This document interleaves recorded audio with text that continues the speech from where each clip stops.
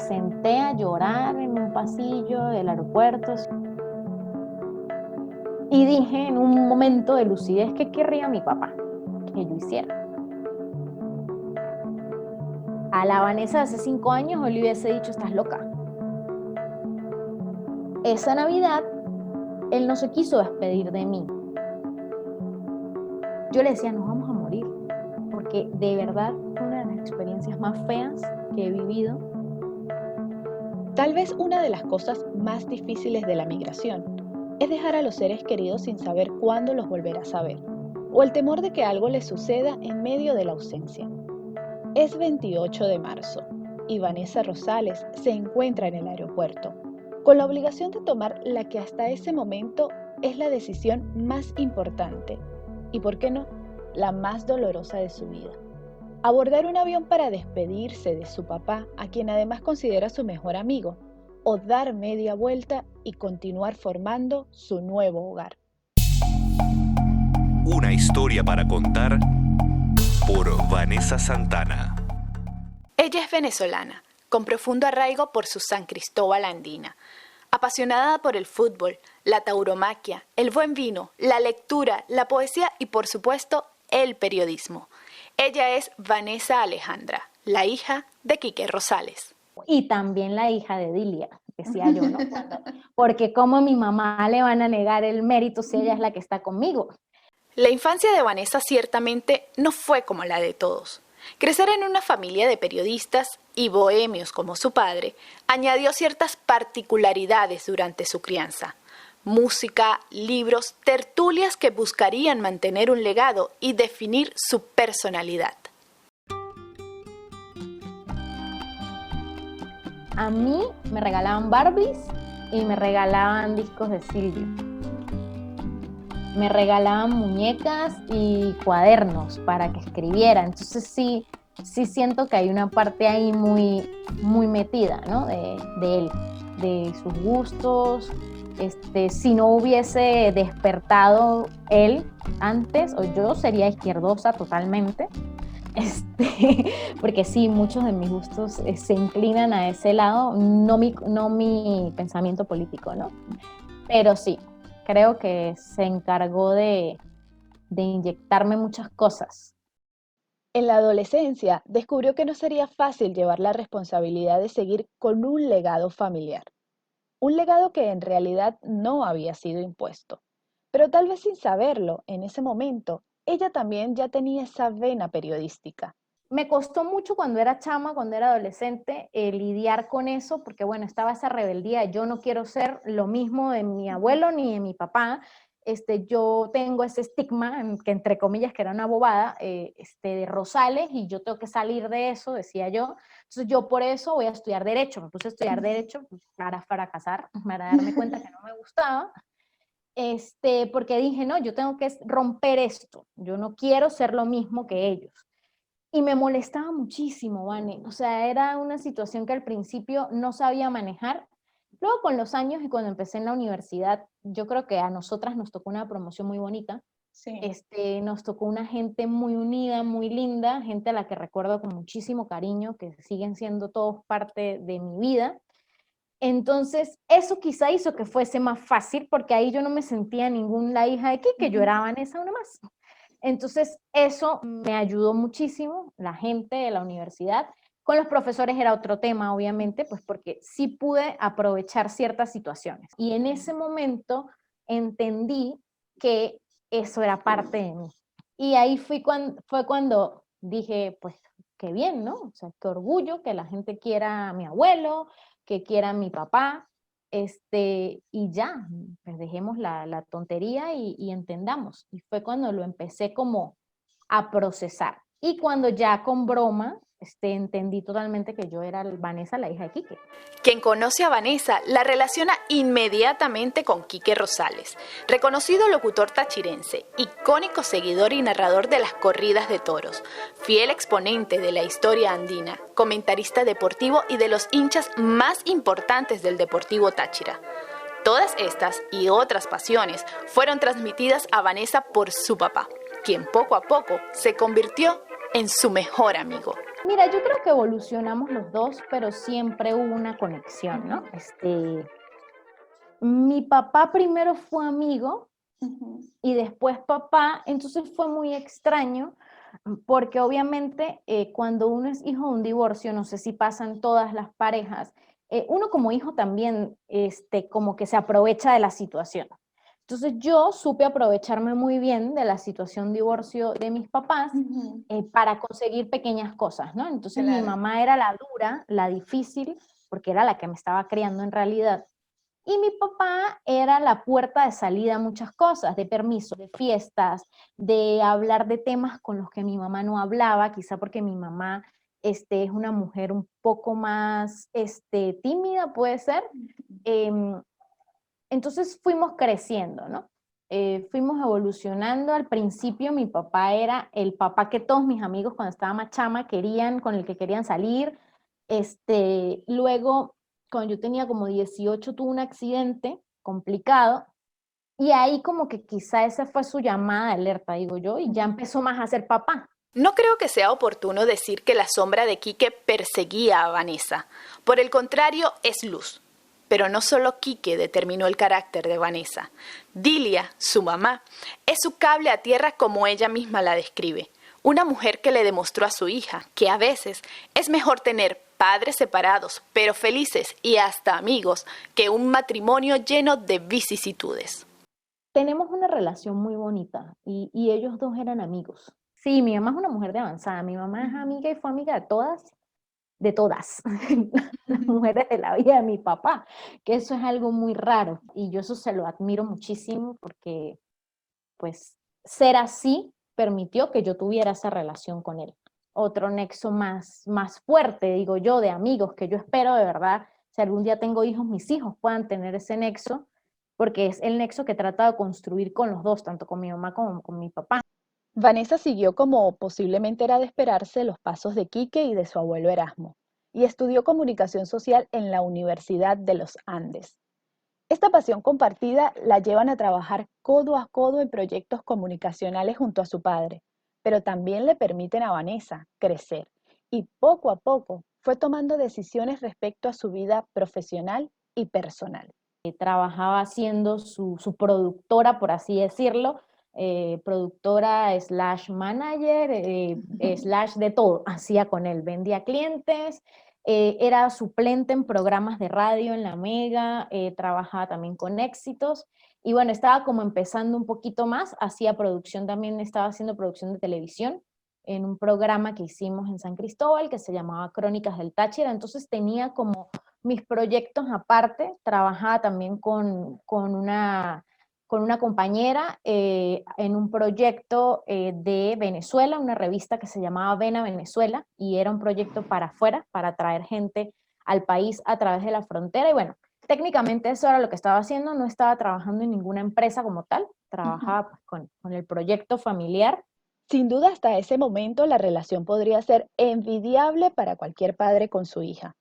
Más que un vínculo familiar, la relación de Quique y Vanessa era de amigos y ahora de colegas, por supuesto. Pero como la vida se basa en la toma de decisiones, Vanessa venía ideando un plan que en su momento fue el punto de la discordia entre ambos. Un proyecto que iba más allá de las fronteras tachirenses, incluso muy lejos de Venezuela. Y bueno, también fue un shock, ¿no? Cuando dije, no, ya pues me voy. Sí costó mucho a todos, ¿no? A mi núcleo familiar y a mí sobre todo, pero sí es algo que ya tenía tiempito pensando en hacer. Mira, mi mamá sufrió mucho, ¿no? Yo creo que como toda mamá, sobre todo cuando uno tiene como una relación muy apegada a su mamá. Mi papá se molestó muchísimo, muchísimo, me acuerdo. Él no quería que yo me fuera, él tenía quizá otros planes vamos a trabajar juntos, Vanessa pues ya está más grande, entonces vamos a ver qué hacemos profesionalmente, y de un día a otro y sin avisar, ¿no? Como con tanto tiempo, yo dije, no, me voy. Entonces sí hubo una molestia muy grande, me acuerdo, mi papá era muy temperamental también, entonces sí se molestó mucho, le tocó aceptarlo, no quería, pero pues al final, pues siempre hablábamos, ¿no? Esta es tu vida, tus problemas, tus decisiones, pues tú verás. Ya cuando uno se va, empieza a darse cuenta de todos esos problemas que a veces los papás tratan de ocultarnos, ¿no? Porque aunque ya somos adultos, pues nunca nos van a ver del todo de esa manera. Entonces, cuando uno empieza a enfrentarse con la vida, uno dice, ah, bueno, mi mamá tenía razón en esto, mi papá tenía razón en esto, pero uno tiene que vivirlo. Entonces, ahí es donde viene, ¿no? La evolución ya como hijo, y los empiezas a ver también desde otra forma.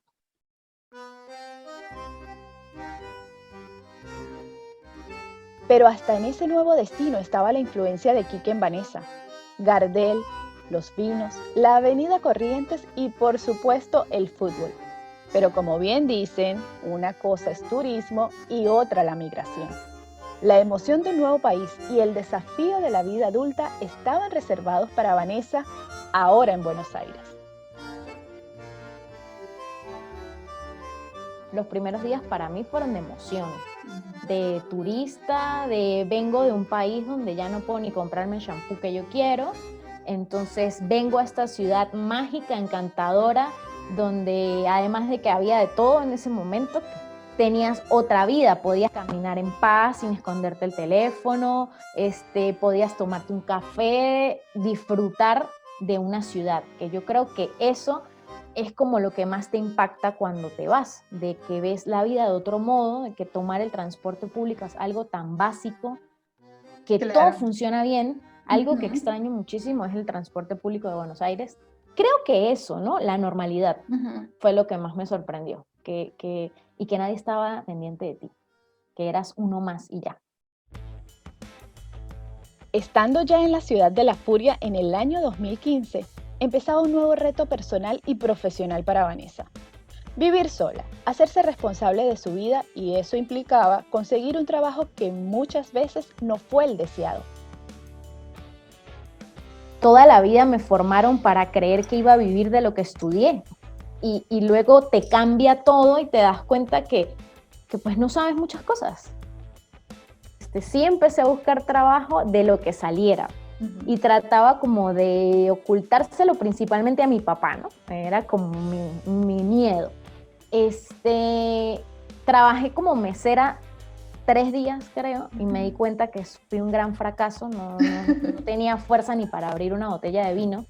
Me daba muchísima vergüenza. Lo que me salvaba era que podía hablar inglés, y es que uno cuando se va de Venezuela se va con su super currículum, ¿no? El currículum con esto es lo que yo estudié, lo que soy, lo que sé hacer, claro. Todo lo que sabía, lo que estudié, eso no importaba. Necesitaban a alguien que supiera operar eso que yo no sabía. Y dije, no, yo voy a empezar a trabajar de otra cosa. Creo que me tomó unos 10 días más encontrar otro trabajo. Y encontré trabajo en una panadería francesa que es muy famosa en Buenos Aires. También fui. ¿Qué sabes hacer? Mira, ¿sabes manejar una caja? No. ¿Es buena con las matemáticas? Pues no, estudié comunicación social. ¿Qué sabes hacer? Me dice, yo le digo, mira, sé hablar. Creo que trato bien a la gente. Me pusieron a prueba como quizá por eso, porque le pareció un poco gracioso. Y ahí sí trabajé 3 meses. Y estuve ahí hasta que encontré un trabajo en una empresa. Fue necesario que reconociera sus carencias y sobre todo sus virtudes. Su inmenso amor por el glorioso aurinegro la llevaron a saber de fútbol, y esa fue un arma a su favor cuando en una de las entrevistas de trabajo le preguntaron de cuál equipo argentino era hincha. Y me llaman de una empresa de tecnología en Buenos Aires que se llama Datastar. Y me llaman para una entrevista. Me escapé de la panadería, me acuerdo, con una compañera que me cubrió porque pues sí era muy fuerte el trabajo. Me escapé, me cambié en una esquina, me puse un blazer que tenía, entré a la entrevista, y en la entrevista me pasan de una vez con el gerente, ¿no? Que me quería conocer, el gerente del área. Y bueno, yo creo que ahí pues muchas cosas me ayudaron, porque él entró con su termo de mate de River, y me dice 2 cosas para estar en mi equipo. ¿Te gusta el fútbol? Le dije, sí, claro, por supuesto. Me dice, ¿a qué equipo le vas de aquí? Entonces yo le dije, mira, ninguno, yo le voy a mi equipo, al Deportivo Táchira.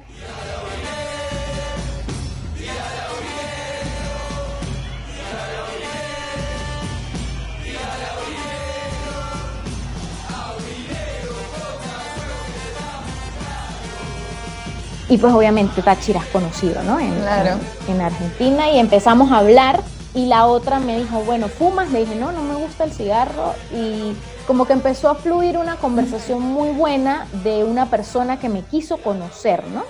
Más allá de lo que yo sabía hacer, Claro. me dijo, este no es tu lugar, este no es tu puesto, y le dije, mira, necesito el trabajo, por favor, ¿no? Así como, y entré y estuve casi 2 años ahí.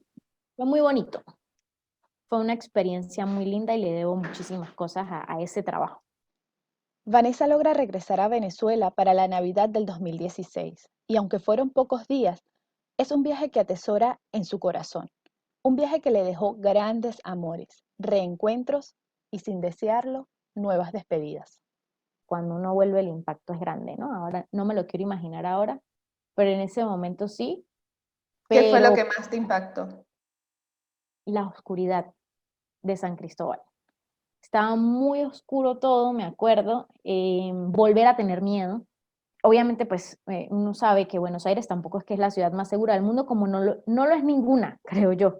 El tema del cambio, me acuerdo que yo llegué a Caracas y quise cambiar $20 en el hotel y me dieron un fajo de billetes. Yo no lo podía creer porque me quería tomar un trago y tuve que dar como 20 billetes, que sí, eso, el impacto económico, ver una ciudad tan oscura y como con tanto miedo, ya cuando estás acostumbrado a otra cosa, ¿no? Cuando ya estás viviendo otra vida, sí como que afecta mucho ver a tu ciudad tan distinta, como que ya no es la tuya.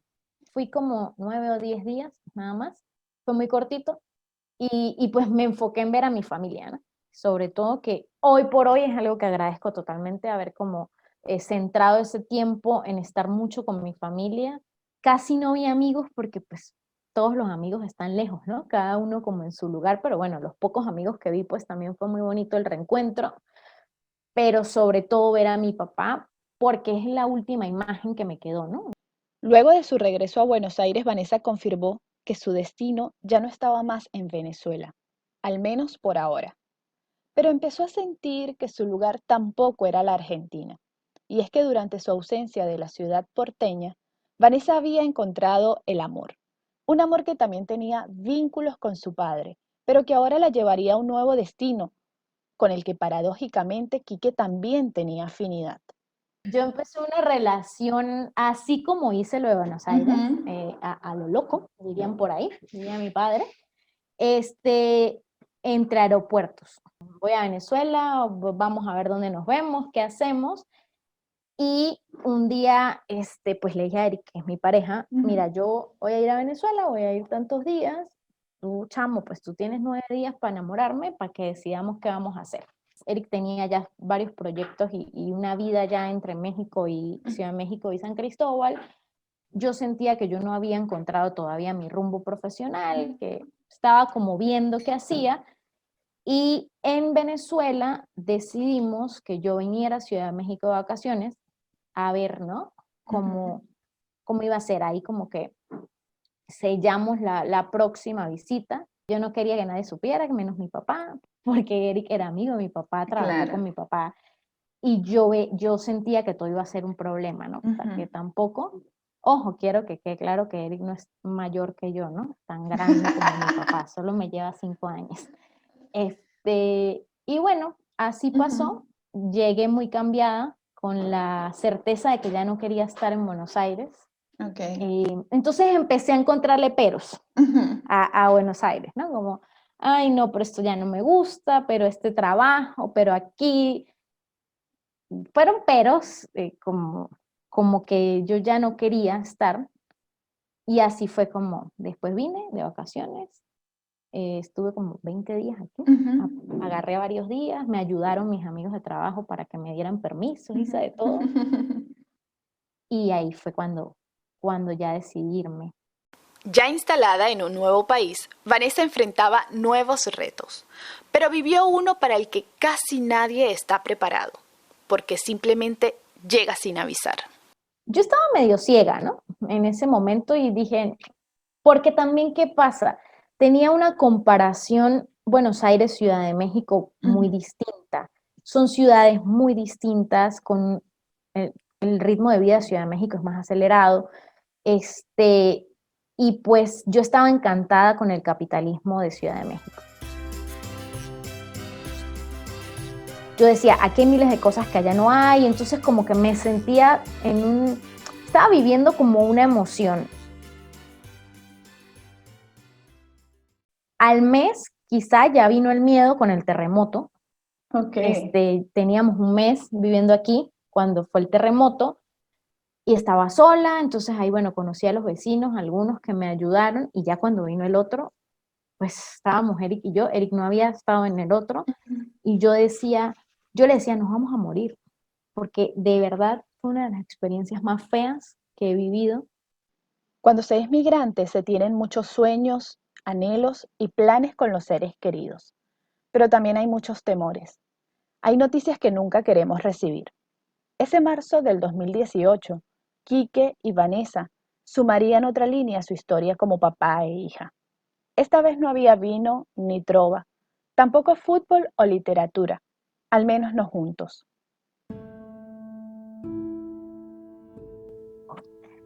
Mira, es difícil para mí acordarme, pero él estaba enfermo.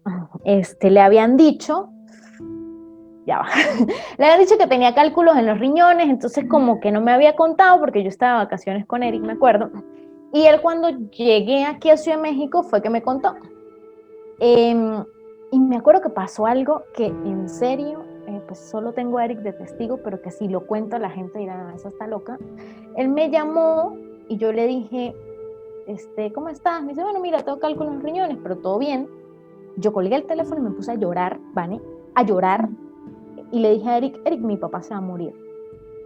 Entonces Eric, que es mucho más centrado y menos emocional que yo, me dice, estás loca, chica, no se va a morir tu papá, nadie se muere de cálculos en los riñones. Me acuerdo perfecto, y ahí está, ahí puedes decirlo. Y yo lloraba y lloraba y lloraba y lloraba, y él me decía, ¿qué te pasa? Y yo decía, es que yo lo siento aquí, yo siento que él se va a morir, Eric, que yo no voy a ir. Me acuerdo mucho.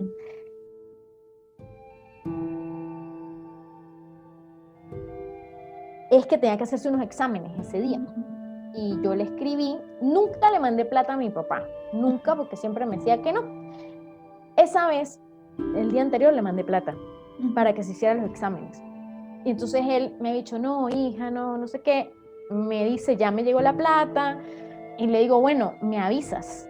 Y me dice, sí, mañana te doy el tubazo. El tubazo en la jerga periodística venezolana se refiere a una información exclusiva. Es esa noticia que todo periodista quiere ser el primero en contar, porque sabe que es de gran importancia. Pues el tubazo fue que se murió. Eso fue lo último que me dijo. Sí, hija, mañana te doy el tubazo. Fue extraño porque, como te digo, venía de ese tema, esa emoción que sentía antes, que fue algo muy nuevo para mí, muy extraño. Yo no creía en nada de eso, ni en sensaciones, ni en energía, ni en nada, y a partir de eso sí creo. Me acuerdo que él no me contestaba el teléfono. Y bueno, ya estaba el tema de la luz en Venezuela, entonces yo a veces decía, bueno, es la luz. Pero yo veía que todo le llegaba a WhatsApp. Y llamo a mi mamá y le digo, algo está pasando. Digo, algo está pasando porque mi papá no me contesta. Porque él en la mañana había estado en el médico y había llamado a mi hermano a decirle que no me dijera nada a mí. Entonces mi hermano me había dicho, mira, tiene la tensión alta, ya lo van a medicar, pero lo dejaron irse. Mi papá le tenía pavor a los médicos. Entonces, estaba en el trabajo y como no me contestaba, llamé a mi mamá. Y mi mamá, bueno, ahí empieza todo el mundo, ¿no? Deja de tener eso es porque estás lejos, está dormido. Y yo le dije a mi mamá, como tú crees en mí, tú confías en mí, yo necesito que vayan y tiren esa puerta. Era algo, no sé cómo explicarlo, no sé. Cuando mi mamá fue, las cámaras del edificio pues vieron que entró, el carro estaba, y bueno, mi hermano llamó a Protección Civil, porque Protección Civil tuvo que tumbar la puerta, y pues mi hermano subió con mi tío y lo encontró. Nadie sabía cómo decirme, eso me enteré después. Yo volví a todo el mundo loco, que por favor. Y a la media hora me llamó mi hermano. Fue como el que pudo, ¿no? Decirme. Y nada, cuando le escuché la voz, yo ya sabía. Y le dije, ¿se murió? Y me dijo, sí. Ahí vino, ¿no? Todo el torbellino de emociones. Me acuerdo exactamente lo que tenía puesto. Nunca más me lo quise poner. Me acuerdo exactamente de todo, de todo, de todo. A veces siento que fue muy, muy extraño, ¿no? Lo que sentí. No, nunca le encontraré una explicación. Dice la gente que son conexiones, que no sabes. Pero fue así. Fue de esa manera. El reloj de la vida se detuvo no solo para Quique. Vanessa, entre la tristeza y la desesperación, se halló en un aeropuerto con miles de destinos, pero ninguno la llevaba hacia su padre. Arropada entre la incertidumbre de regresar de inmediato a su país y la difícil decisión de continuar con su nueva vida, tuvo que enfrentar, una vez más, los trágicos obstáculos que significan ser un migrante venezolano. Aquí te dicen que pues no puedes salir, ¿no? En ese tiempo hasta que te llega la resolución de tu condición. Pero yo tenía una tarjeta de visitante que atrás decía, puedes salir y entrar al territorio mexicano. Entonces yo dije, pues vamos. Entonces me acuerdo que estábamos en el aeropuerto y el tipo de migración me dice, pues tú puedes salir, pero tal vez cuando entres vas a tener un problema con tu estatus, con todo tu tema. Y mira, es muy duro, ahora estoy asombrada que lo puedo contar. Me acuerdo que me senté a llorar en un pasillo del aeropuerto de Ciudad de México y Eric me dice, "Ah, vamos a hacer lo que tú quieras hacer, ¿no? O sea, si tú quieres que vayamos, nos vamos", pero era como, yo decía, pues también lo estoy arriesgando a él, ¿no? Que en ese momento no importaba. Y dije en un momento de lucidez, ¿qué querría mi papá que yo hiciera? Y dije, pues mi papá querría que yo me quedara aquí y que hiciera mi proceso y que siguiera con mis temas y siguiera con mi vida, ¿no? Fue muy difícil, quizá poca gente lo podría entender o no se entiende hasta que lo vives y como ya me habían dicho, después llamé a un abogado migratorio, me dijo, sí, puedes tener este problema, pues decidí que no.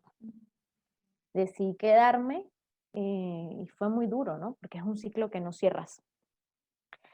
Pero supe que es lo que él hubiese querido. La conexión que teníamos y la amistad tan grande que llegamos a tener me ayudó a entender que eso es lo que él quería que pasara.